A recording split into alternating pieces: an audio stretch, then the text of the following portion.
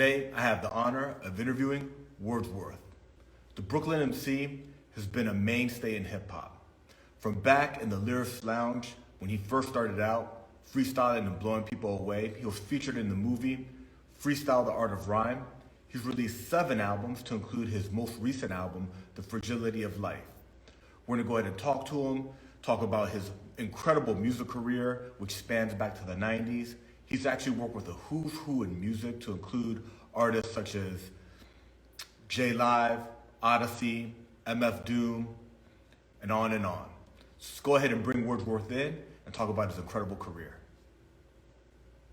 Yo, what's happening? How you doing? What's up? Thank you so much. Thanks for having me, man. It's truly a pleasure. It's an honor. Man, what a career you've had. Man, I can't believe it sometimes. it's like Jay-Z. I'm shocked too. Yeah, man. I honestly am. I honestly am at times, because every day it's just trying to figure out what's next. Yeah. So yeah. And your most recent album, and I want to get into everything, shows how you still are like dropping incredible content. It's an amazing album. It's called The Fragility of Life. Yeah. And the song, The Fragility of Life, so there's a single, The Fragility of Life, on that album. Yeah. Is, I'm doing this out of order because I'm so excited about your discography. Cool. You know what I mean? I normally like to start where we like unpack everything you've done, but I want to jump into Fragility of Life because that song, the song that is titled The Fragility of Life, is such a vulnerable, well-written song about life, the changes of life as you become an adult and grow. Can you talk to us a little bit about, some of the stories you tell about your parents, your marriage, everything?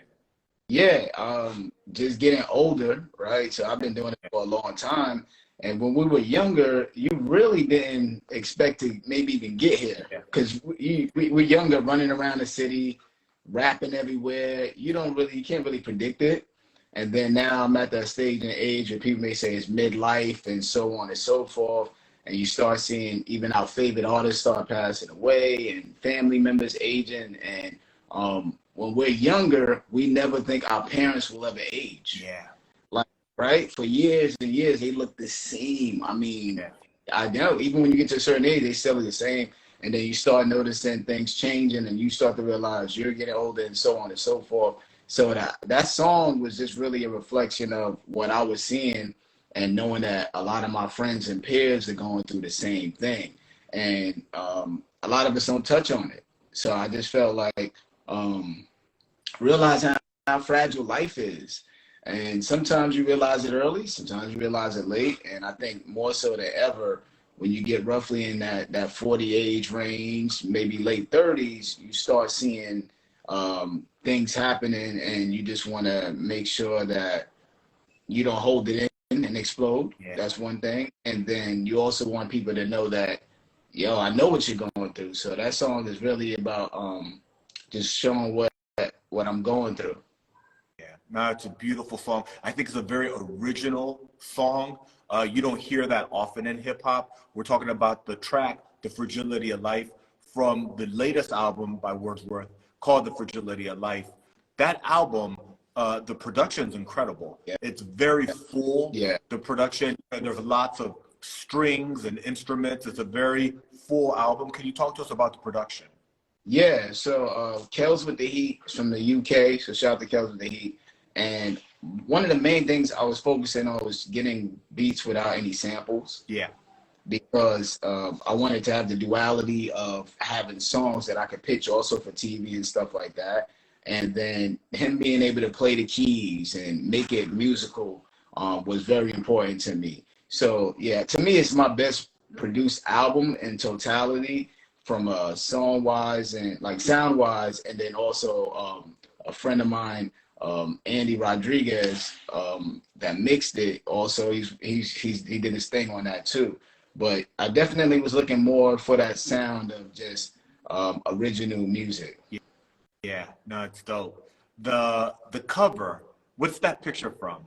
That picture, that's kind of like that full circle. Like, you watch all these albums with the kid pictures on it and stuff.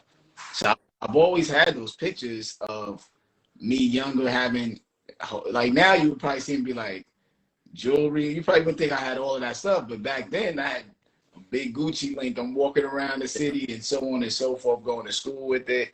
So that I felt was saying this is where it all started. So that's me in high school. You know, I'm like 15 years old, 16 years old, and you know, taking a picture, getting ready to go to high school and wearing some name brand, making sure I got Hilfiger on, I got on the Barclays. And at that time, it was just all about, you know, New York is like the mecca of like materialism, especially back then. So I was definitely just like, man, 15, feeling myself having all that attire on, the jewelry and everything. And I felt it just was fitting because at that time, I didn't realize I would be in this time dealing with everything. So that picture makes me look at like right there, that's innocence of not knowing what's to come. Yeah. So that's why I chose that picture. Yeah. It's really cool. The you have another album that you dropped before that album. Yeah. Undivided Attention. And there's a song on there. You work really well with Master Ace. Thank you. You guys sound really dope together and all the work that you guys have done. And you have a track with him. Shout out to Ace though. He just did a reading for his musical. Yeah. Season. So gotta shout him out on that. He wrote a musical kind of based in alignment with his album The Fallen Season. So he did a reading for it, having like people on stage to, you know, reading the scripts and stuff like that. So go to his Instagram and check it out and stuff like that. But yeah, me and Ace work well together because we're kind of like air lights in a way because of just how we think about things. He's like my big brother with a lot of stuff. Me meeting him helped me kind of just like think about stuff in a more logical way. Yeah. I'm not quick to rush about nothing. I think about stuff, kind of just take my time with it. And yeah, so working with him helped me be a better songwriter, album maker, and everything in general. From doing block episode all the way up to now doing emcee, and then him being on the song Remember and everything is huge deal. Yeah.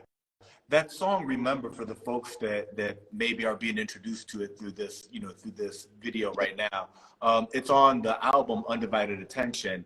And it's also, you know, you have, and I love this because a lot of music's becoming fast food, and the concept songs, the original, you know, this hasn't been done or it hasn't been done like this. Yeah. That's something that is being lost a little bit. And that song Remember is a very original concept. Can you talk to us a little bit about the concept and specifically your verse? Yeah, so shout out to DJ JF. He's the one that helped facilitate that album. Jay DePina is on there with production as well.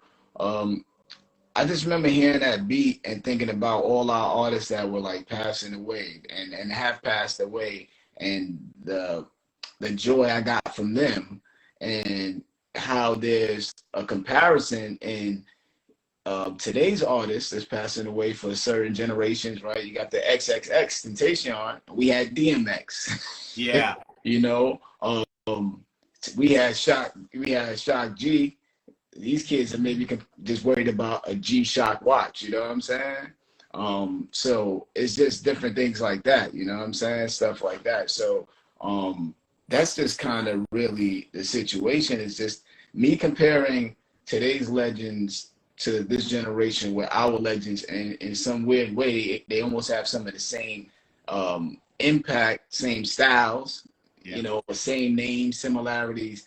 And yeah, so Remember to me, I thought was just a big record in general. And then Ace's verse was about biz. And I just felt like when you hear that song, it just resonates well to let you know that we're all one. Yeah. Yeah. And it's incredibly well written. It you know, it comes at angles and puts together ideas, like you mentioned, the Shock G and the G-Shock watch. And, you know, it's really what you're known for, wordplay, you know, and it's super well done. Yeah, I think because for me, the main thing for me is making sure whatever I write is as powerful without a track. So if it's not, if it's not gonna be, if it can't be read by somebody else and it feels just as powerful and impactful, I don't really consider it as impactful as it could be or should be. because I think the words need to make sure that they can resonate infinitely. Yeah. You talked a little bit about, when we were talking about your most recent album, having it in a place where it didn't necessarily have samples and you wouldn't really have to worry about intellectual property rights so that you could use it for the publishing world, Yeah. music licensing, sync licensing. Yeah. Can you drop a little game for us, like what you've learned, why that's important, and why when you design your albums, now you're looking for production and because you're writing original lyrics, so Right. you want the compositions to be original also, Yeah. so that you can use them later. Yeah, well, if people do research a little bit here and there, most people buy music now from TV. So when they're sitting on their couch and they hear something, they just either Shazam it or ask Siri or Alexa and all that about it, and then they can purchase it immediately. So it's right there, and that's where you people are the consuming from watching stuff now. So like watching us, and if you put a track behind it, what's that track? Yeah. A lot of people aren't necessarily going to the record store, as we know, unless it's digital, or maybe even listening to radio as often. So it's kind of it's such a visual content consuming time that playing a song and hearing music, whenever you can hear music, you get activated to buy it then. So I more so learned a lot of that from doing stuff with Prince Paul, doing like the SpongeBob cartoon, Peabody and Sherman, Dexter's Laboratory. And then also with my group, The Idea, we did a song that was an NCIS. And more recently, with the guy that mixed my album, Andy Rodriguez, he's also a dope rapper. We did a song for this season's Bel Air, so the 3rd episode. So it's just learning that people are consuming the music and buying it differently and different audiences, right? So like somebody that watches Bel Air may never heard me, but that song comes on and they're like, oh, I like that. Let me go. And then they find that, and then they go down this kind of rabbit hole of, oh, Wordsworth is this, or somebody that may know me will go, that sound like, or they'll say that sound like words, or they may be like, that song's hot. Then they'll find out it's me, and like, I didn't know he was doing that. So it's really more important to do it that way, because that's kind of where everything is going. If you look at most of these shows, every time someone come on, it's an artist that somebody knows, or because everybody kind of knows that's where it's going. So just being in preparation of building a catalog for that is very important. Yeah. No, it's definitely changed. I watch how my kids consume music, you know, and it's interesting, because I still find a lot of music through artists that I like, and they work with this producer, and then you go down that rabbit hole. But no, they're completely consuming it on social media, Shazam it, and it's a different way that they're consuming it. That's it, right? TikToks. They hit TikTok, they dance them with it, and the song becomes this big song. So it's just really just changing my mindset of what the music is made for, and just understanding that's kind of the long run of what this is going to be. Yeah. What's interesting is, you got started with MTV, Lyricist Lounge, that blew you up. So you've been involved with TV, you've been around multimedia outside just the cipher. But there's an interesting story about you, because you worked with the famous actor Joe Pesci to do a song, right? Yeah. Can you talk to us about that? Yeah. So me and Punchline, we were commissioned to write a song for Joe Pesci. At that time, he was signed to Columbia Records. Wow. And him and Tommy Mottola had a friendship from being younger. Yeah. And so at that time, Joe Pesci is a hot actor, of course. So they needed somebody to write a song. And Trackmasters was also doing a lot of work for Columbia because they had Nas.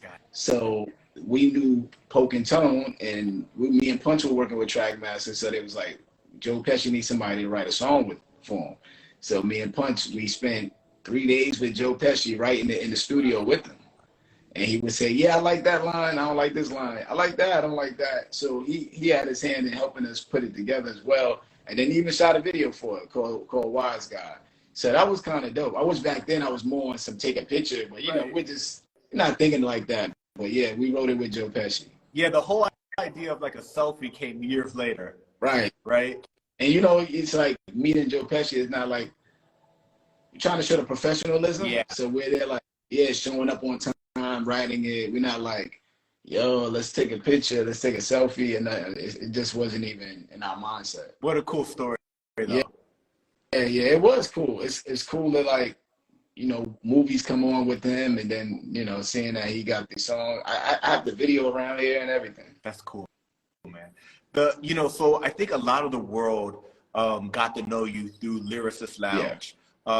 You were, I can say it, maybe you won't say it, but you were like the dopest MC on the Lyricist Lounge, right? I think people thought it was your show because you were that, like if you watch Wild 'N Out, it's Nick Cannon's show, and Nick Cannon Right. plays a role in it that he's like the main dude. Well, you were that guy in the Lyricist Lounge, even though it was MTV, right? And that made you, I think, within hip hop, definitely a household name. Everybody knew who you were. But can you tell us the story before that? Because I think you started rapping like in the 5th grade. You grew up in Brooklyn, probably around, in the mecca of hip hop. Tell us about those early days leading up to the Lyricist Lounge. Early days, I was just following my cousin and my sister. So my sister Ken, my cousin Elliot, they would freestyle a lot outside, and banging on the car hoods outside, and you freestyle.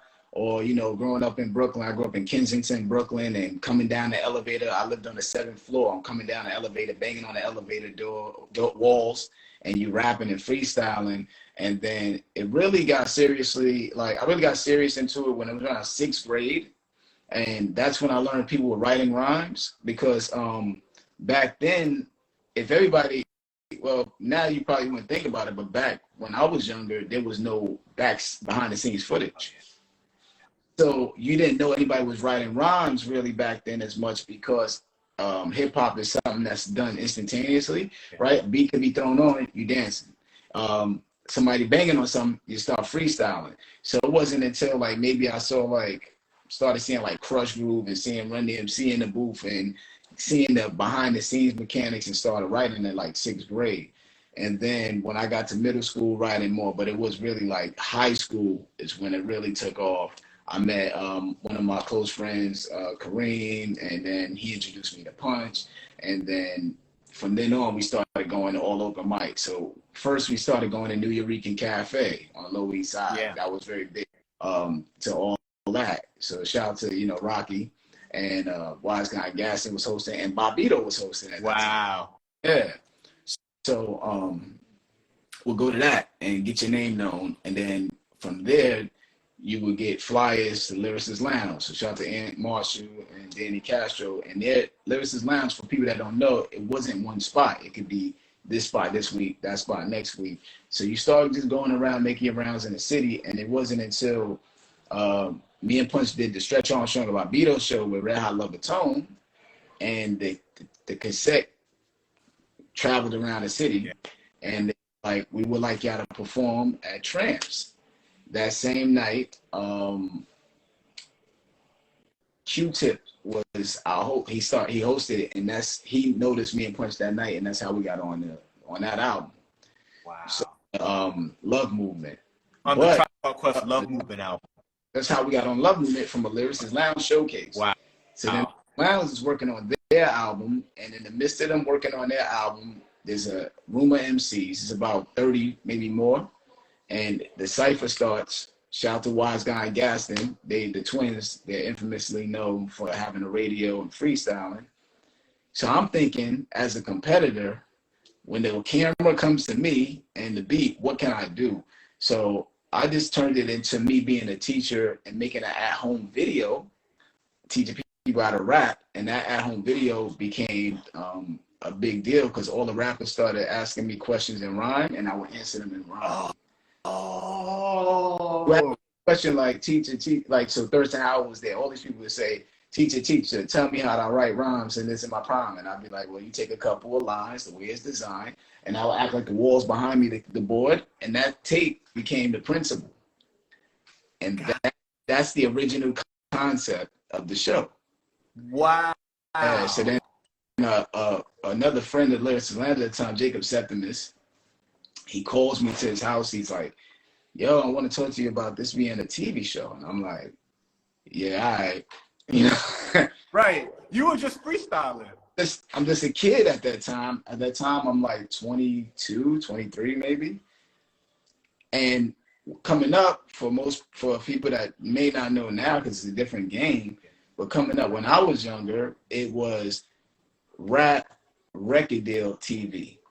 You don't skip that process. It's rap, record deal, acting. It was just kind of like the blueprint was trying to kind of being built at that time. And then you got rap, acting, clothing. It started becoming a blueprint to what it is now that people aren't afraid. So back then I was like, what are they talking about? Like, this could be TV show. I said, all right, man.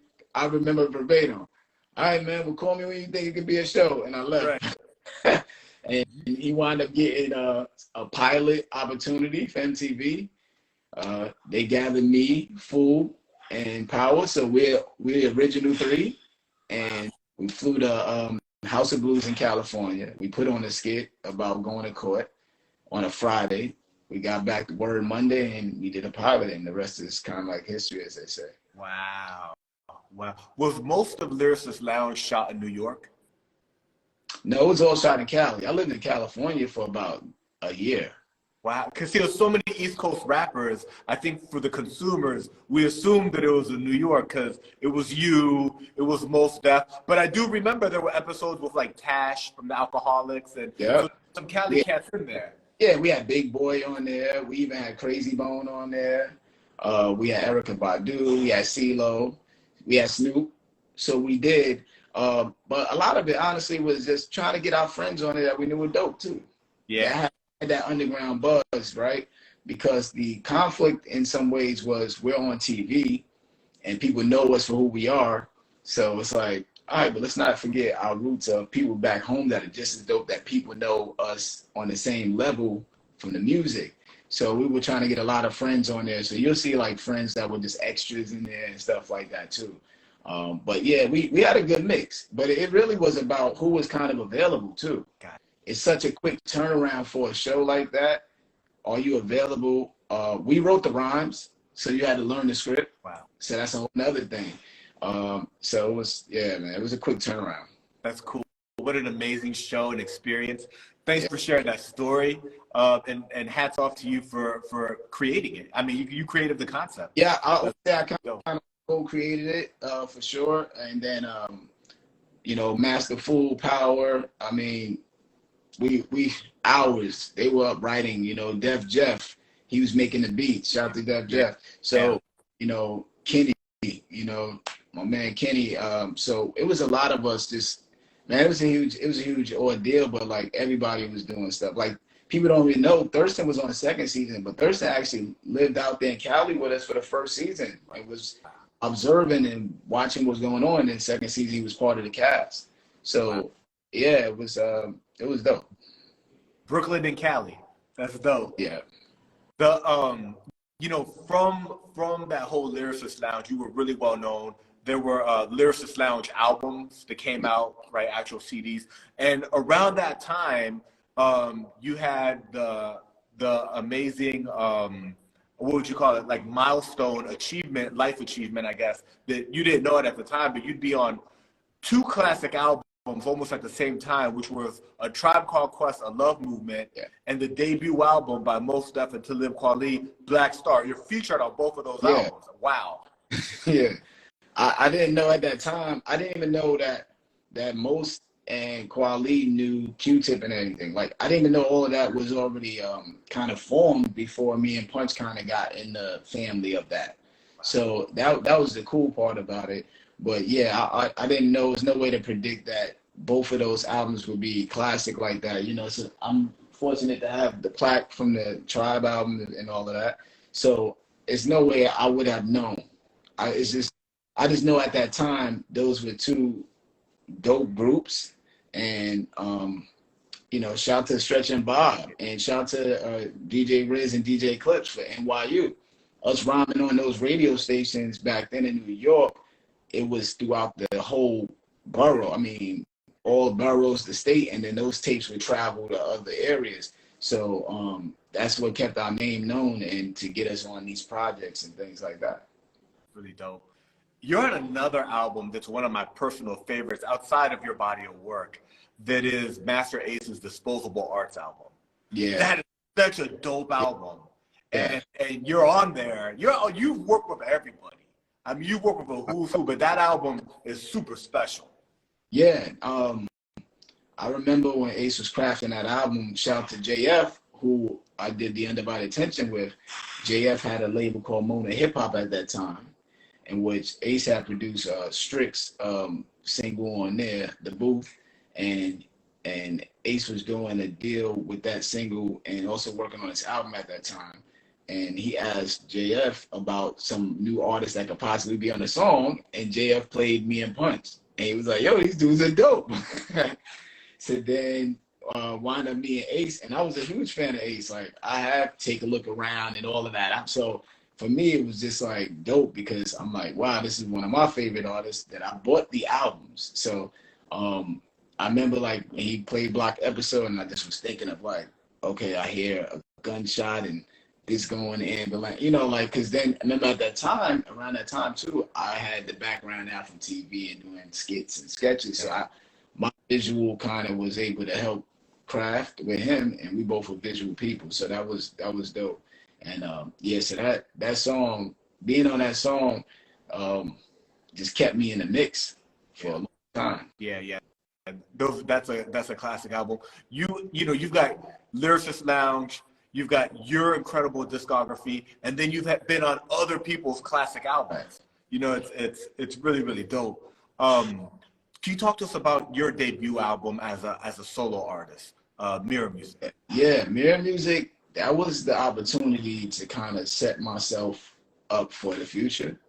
So even just looking at from the album cover to now, everything still, I think, stands the test of time of being current. Because I was very concerned about all of that. I was like, I don't want the typical rap cover. I didn't want the typical, I really was on that vibe. I was like, I don't want this the typical kind of underground cover. Yeah. And I wanted to be an album somebody could pick up anytime and say, okay, let me check this out. And then doing the album, I made it such a long album. People was like, man, got so many songs in there. Because I was like, I done grew up watching so many artists that never came out again. Yeah. So that was my fear in some ways. So I was like, man, well, I'm going to add these extra songs on there. Let me just, everything I'm recording for the most part is on there. And the topics, like Be a Man is one of my favorite songs I've ever done and stuff like that. That kind of is in the same vein of A Fragility of Life, right? Just me being honest about having to ask for money from my mom for her birthday gift and things like that. So that album helped put me into the storytelling category, which I was happy to get into because I didn't want to be this battle rapper caught in that category. So that album helped me become the storyteller. And I remember when it dropped and they got like a XL. So that helped even more for like, you know, and then I think I like 3 mics or something, 3.5 mics, whatever it was at that time, it solidified I was this guy. Yeah. And back then it was hard to get out of those categories of being that type of underground artist. Yeah. Because then you stuck in that box. So that's why Mirror Music was so important for me, because it kind of catapulted me into a different lens for people to listen to me. Yeah. And when Mirror Music comes out, by that time, you had already had all of the experience on Lyricist Lounge, the Lyricist Lounge album, been featured on, you know, these albums we've talked about, Tribe Called Quest, Black Star. You'd already done tours. You had already done tours in USA, Europe. Then you come out. You had done work with Punchline, right? So you had that project, and then you come out with your solo album, and it's amazing. Thank you. Thank you. Yeah, it's kind of like people say you have your entire life to do your first album. And I remember hearing that. So it was kind of that vibe of like, what I want to rhyme about. So I just made a real conscious effort of what I was going to rap about. So that's kind of how I think about it. I don't really worry about, when I'm making music, I can't really worry about what people may think and stuff like that. I just kind of go with what my vibe is, because I don't think nobody's making, there's people that make albums that we may consider classic, and as soon as you play it with somebody, yeah, that's trash. So if you get caught up in that trying to please everybody, it's going to be a rap. or you're never gonna put it out. That's right. That's because you're so overthinking that it basically stunts your growth. So I just make music that I feel people will like, and then go from there. Yeah. What I've noticed, and you know, you've released about seven albums, seven like studio albums, plus all the body of work you have, and you're featured on so many tracks. But in your more recent albums, Fragility of Life, Undivided Attention, you're working with one producer. Is that by design? Can you talk to us about, you know, the thought behind that? Yeah, I've been working with one producer on every project since 2015. So I'm looking at the albums now. New Beginning is one producer. Our World Today. So New Beginning, Donnell Smokes. Our World Today is Sam Brown. Undivided Attention does have two, but primarily is Jay DePina on there. And then I had a joint that I had from Kels with the Heat does the intro. And then this album, of course, Kels with the Heat. And then I also did an album with J Soul. It's just easier. Yeah. And currently I'm working on a full album with Stu Bangers and P.A. Dre. So they're both, I got two separate albums with them right now. Okay. So it's easier. You can communicate with that person and kind of craft a sound that's in unison. So that's what makes it dope. And I think it allows you to kind of like maybe show people a range of the producer, and the producer can show a different range of the rapper. So I think that's what's dope about it too. It's just like he can be like, yo, you might want to, check this beat out, rhyme on that. And I'm like, and then I rhyme on it. I'm like, yo, I would have never probably picked that. And then vice versa. So it's just way easier to get things done.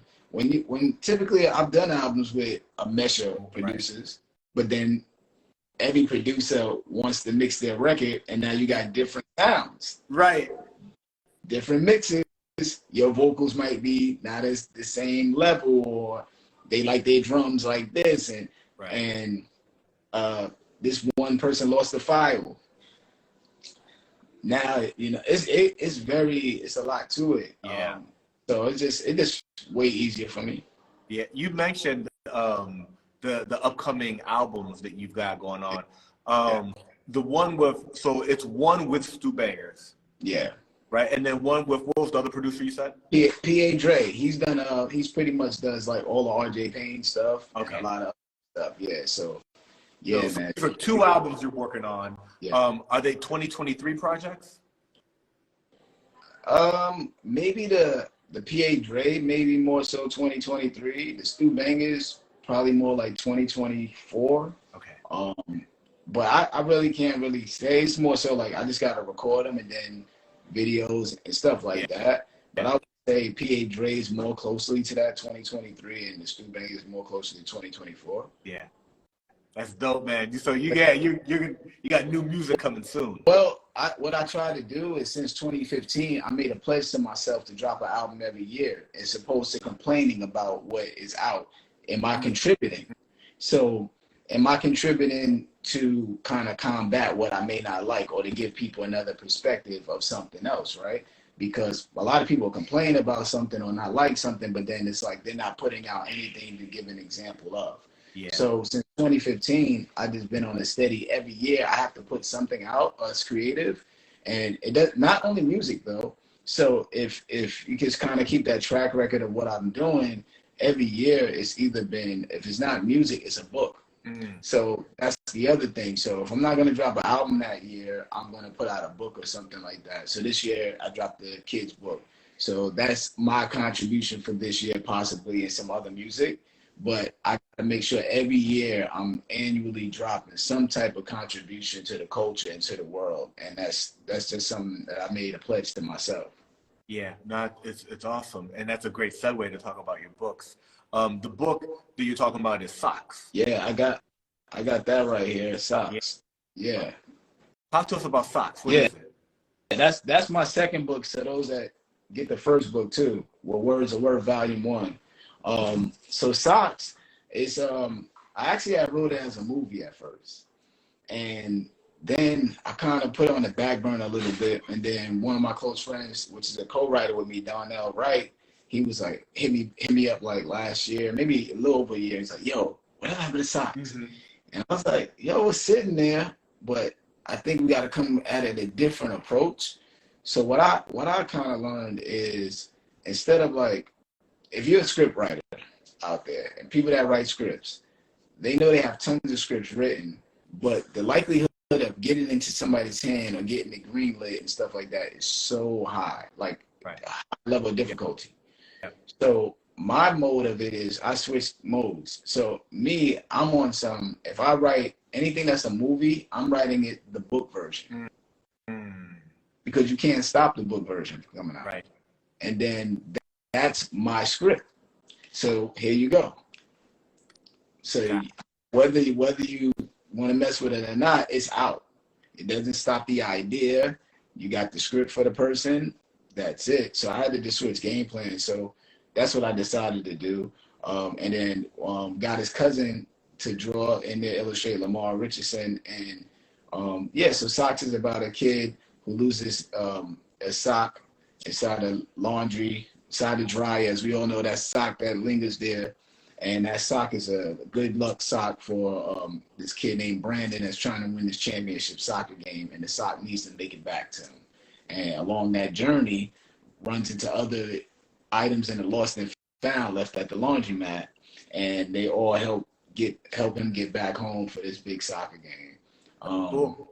So yeah, it's for those that don't know, it's on Amazon and it's done real well. There's a lot of pictures I post with schools.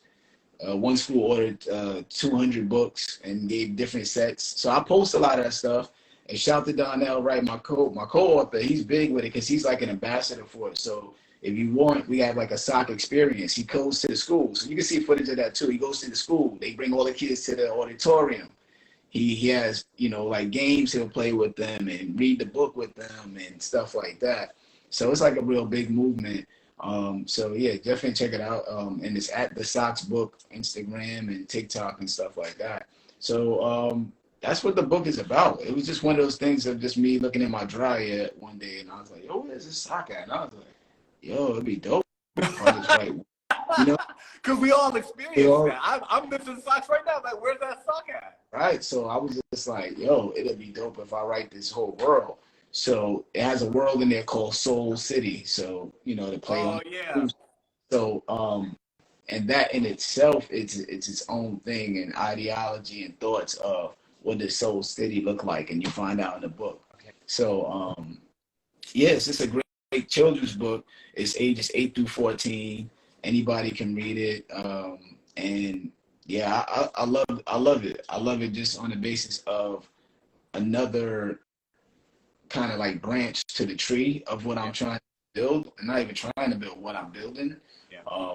And then I'm working on some other books that kind of to add different perspectives of me. So I'm working on a couple other books as well. If somebody wanted to find that on Amazon, yeah, what do they type into the search? Just type in the Socks Book and you'll see this right here. You can scroll down and it'll say the Socks Book. That's dope. And then you have a book that came out before that. Yeah. What was it worth? Can you talk to us about that one? This one right here is the one that set it off for me during the pandemic. I wrote that. I was in the pandemic, like, what I don't want to do is have all this time off and be the same person after the pandemic, which was a big thing for a lot of people. People started YouTube channels, lives. A lot of people started everything. Everybody was home. And versus, the whole versus. Versus, right. This was the time. Let me get my grind on. Let me do me. If it was any time somebody chose to do them, the pandemic. Yeah. So I was like, you know what? I'm gonna write this book. And I always wanted to write a book, a poetry book, but then I was like, why am I writing new poems when I wrote all these poems already? It's that people haven't been able to read them. So I had to change the format because a lot of people that are into me and what I'm doing now and at my age and stage of life, they're consuming things totally different. Audible books, audible or audiobooks, reading books. Some people like to really read the book digitally, and they're not listening to my music.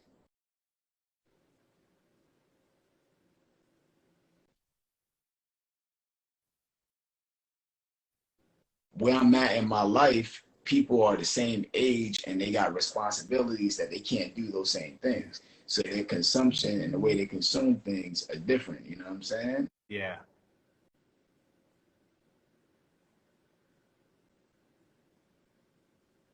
Change my mindset on how I want to present myself. You know what I'm saying? Yeah.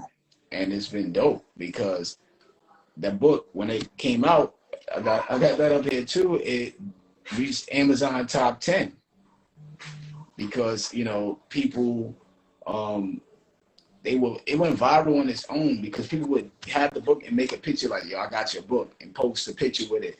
And I didn't just do a regular normal poetry book. I actually elaborate every 4 bars about my thought process. And I thought it was important to give people my narrative voice. Like, you hear me rhyming, it's 16 bars, but there's no real like reason behind understanding how I came up with that, why I feel that way.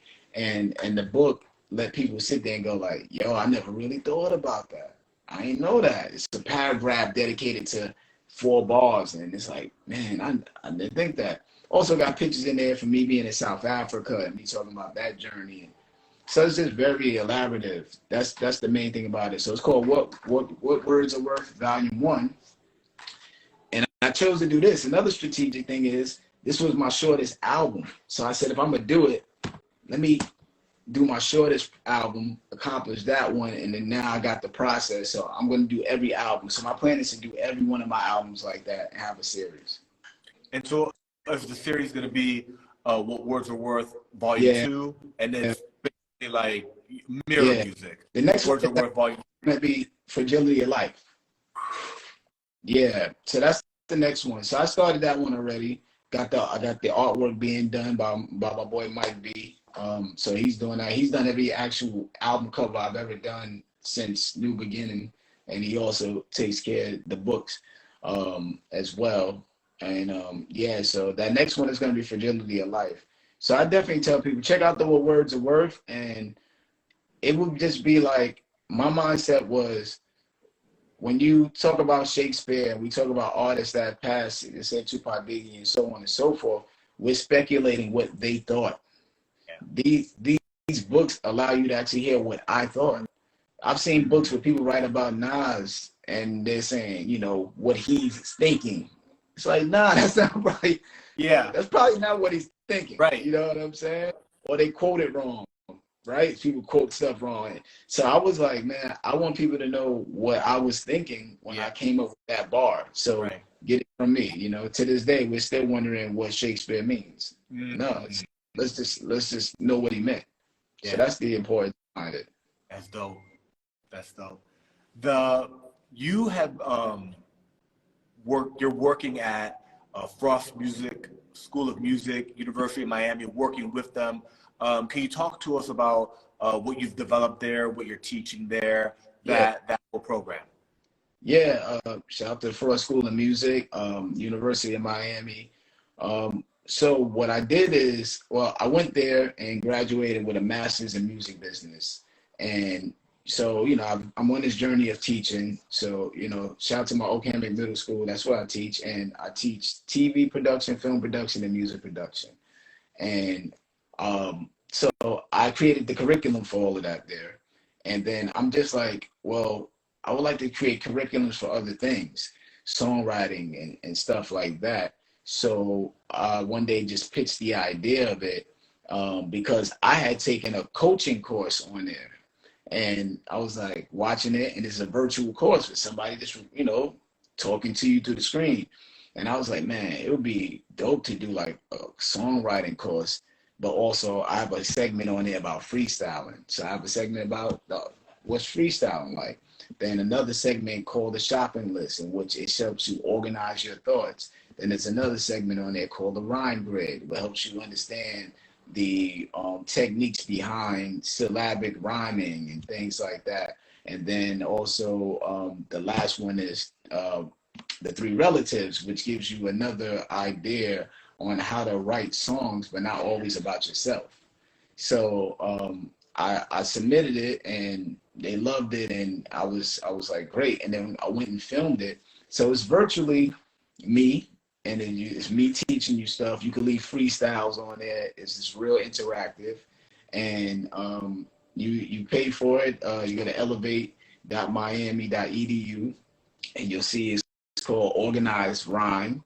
And I chose that name because it's really about how you can organize your thoughts to come up with the perfect rhyme. And of course, organized crime and rhyme has that catchy ring to it. So you go in there, it's $200, so basically $50 a course. You pay for it, start the account, you have it for over like about a year or so. And it's at your own pace. And you can always go back to it. You can always go, let me try this technique. So that's what's dope about it. So I definitely say check it out. Organized Rhyme. It's on, elevate.miami.edu. And yeah. That's really dope. And the other big thing about it is I licensed it. So I don't want to forget that. So that's the other thing. I own it. So I want people to understand that part of it too, just going forward. So I plan on doing like another 6, and then I have a master class of it. So yeah, so I think that's something big for people to understand, like the ownership aspect of it too. Yeah. I wanted to ask that about, so you said you want to do another 6. What do you mean? Like other aspects of? Yeah, songwriting. Yeah, songwriting. I would like to do another 6. I have other things about writing rhymes that people may wonder how to do it. Yeah. Me being a teacher and understanding the dynamics of explaining stuff, I think helps a lot. So I've done one-on-one sessions. So if you're out there, you want to do one-on-one with me, you contact me. I actually will do a one-on-one with you through Zoom. Yeah. And stuff like that. But there's so many techniques to writing that some people don't understand how to simplify it. So I can help people simplify certain things and how to put things together, how to come up with things. And I think that's what the key to my course is. Really, it helps you organize your thoughts. And being an artist, being a musician, poet, whatever it is, we're kind of scattered brain, like we got so much going on. Yeah. That we're trying to hone it in. Yeah, I want to do this. I want to do that. I want to do this and that. So it helps kind of hone it in. Yeah, and also, a lot of artists want to just do the art, and the whole music business aspect of it eludes them. But you're, especially at this point in your career, very well versed in the different parts of the music business: intellectual property, publishing, sync licensing, Right. the long term, working with one producer, samples, what to do, what not to do, touring, music videos, TV shows, right? Yeah. So you got all of that. Because I realized you're gonna get paid for your knowledge more so than anything, and that lasts longer than everything else. Yeah. So despite me being as artistic as I may be with putting stuff out, when I'm 70, 80 or whatever, you can still tap into me for knowledge. So it's important for me to gather all these different branches of knowledge, because that's where the value is of me. I think that's my main value. If you look at my name, Wordsworth, it's like when I talk and what I'm talking about, what I have to say has to have some value. Yeah. So I want to live by that, having value with whatever my name and my moniker is. Yeah, that's dope. And it's a dope name. Wordsworth is a dope name. You mentioned it already, but I want to make sure that we capture it really clearly. Yeah. If somebody wants to contact you to get music guidance, music advice, if somebody wants to submit, they're a fire producer and they're like, oh, he works for producers, he's constantly doing stuff. How do people contact you for work? What is, the right way to go about contacting you? Through what platforms? Where are you active? Yeah, if it's beats, wordsworthbeats@gmail.com. If it's business, you can go through that too. But I actually have I would rather you go through that and me kind of filter you out if it's some real business. So let's go wordsworthbeats@gmail.com. And if it's something, then I have another email that's more personal for my business. Then I have a website, wordsworthproduction.com, and that's also shout out to James Seals. If you ever need a website, he's taking care of that. That website is up, but he's actually gonna amp it up. But you can reach me through Instagram and things like that. But yes, certain business things like that, I have another email, but I gotta filter certain things out because I really want, like everybody says, serious inquiries. Yeah. So definitely wordsworthbeats@gmail.com. Hit me on DM here, and then we can go from there. That's dope. We talked about a new album that you are working on, and another one is probably coming in 2024. So we talked about the new music. The most recent album, Fragility of Life, is a banger. It's available on all digital streaming platforms. I think it's an incredible album. You talked about how you really love the production for it. It's a very full sound. Yeah. It's awesome. Anything else that you want to share with us before we wrap up? Yeah, just check out the video Skin. That's out there. Shout out to Zeus and Bean. That's one of my favorite songs I've ever done, and people like that song a lot. And that's like a current sound without me doing nothing crazy. You know, it's just me doing what I do. And that's been very key for me, just doing music in general, not being afraid to do something as long as it's dope. So yeah, just check out that. Look out for the next volumes of the books that I'm working on. Make sure you go buy socks and What Words Are Worth. Yeah, shout out to P.A. Dre, shout out to Stu Bangers. Got some other projects in the works. Shout out to the Avengers, because I'm heavy with the education. For people that don't know out there, I'm very big with the education right now. So shout out to the Fresh Professor James Miles, Jay Rawls, and John Robinson. We call ourselves the Avengers. So we go to different conferences, South by Southwest. We've been to Harvard. We teach people. So if you ever want to book us, you can book me. You can book us and me through that as well. So you can book me solo, them solo, or you can book us all four together. And we actually do keynote speaking. We come out there and do different panels about hip hop education, how to merge it in your classroom. So that's where I'm at right now. Is real big with education. So that's been the best thing about all of this. I've been able to merge both of my passions.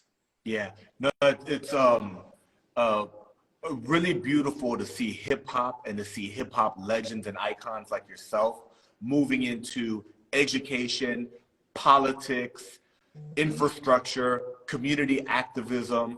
Right? There's more than just at the grassroots level, the way hip hop has always been.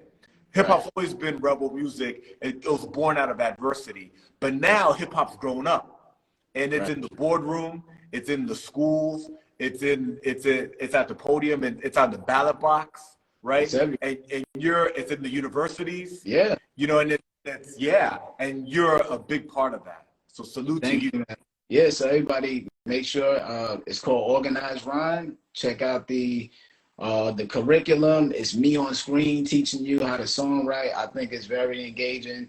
And if anybody out there wants this, because see a clip of it, there's clips out there online, or you could just text me on, DM me or whatever. I'll send you a clip of the course, so you can see that.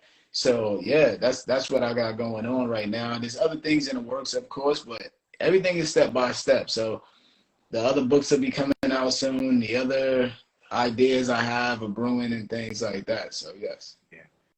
Well, thank you so much, Wordsworth.